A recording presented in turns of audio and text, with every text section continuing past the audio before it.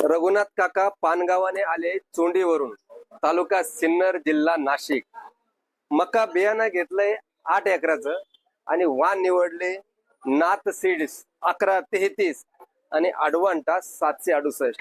होय, या दोन्ही वाणांचा फार मोठा बोलबाला आहे आणि त्याचं कारणही तसंच आहे।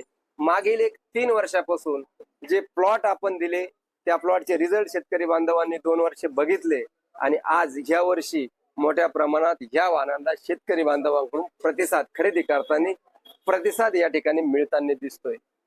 सरासरी 110-120 दिवसामध्ये तयार होणारे हे जे वाण आहे, आकर्षक नारंगी रंगाचे दाणे आहे, चपटे कॅप्सूल साईजचे त्याचे दाणे आहे, वजनही कणसाला चांगलं आहे, रोग प्रतिकारक शक्ती आणि सरासरी 9 ते 10 फुटाच्या दरम्यान या दोन्ही वाणांची उंची आहे।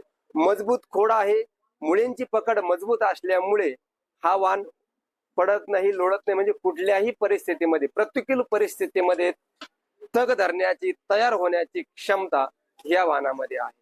तर शेतकरी बंधूंनो, हा जो हे जे दोन्ही वाण जे आहे हे सरासरी 2 फुटी सरी पाडून 9 इंचावरती आपल्याला लागवड करायची। 2 फुटी आणि 9 इंच जर आंतरग्राह्य धरलं तर सरासरी 29,000च्या आसपास रोपे झाडे एकरी बसतात आणि मग काही कारणास्तव झाडं कमी जरी झाली तर 25,000 कमीत कमी झाडे आपल्याला एकरी टिकवायची असतात।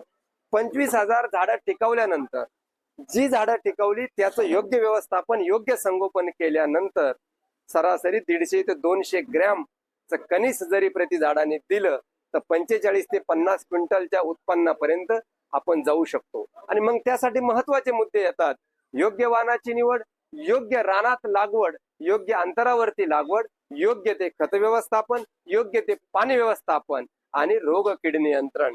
या सगळ्या गोष्टी जर जुळून आल्या तर आपण अपेक्षित उत्पन्नापर्यंत जाऊ शकतो।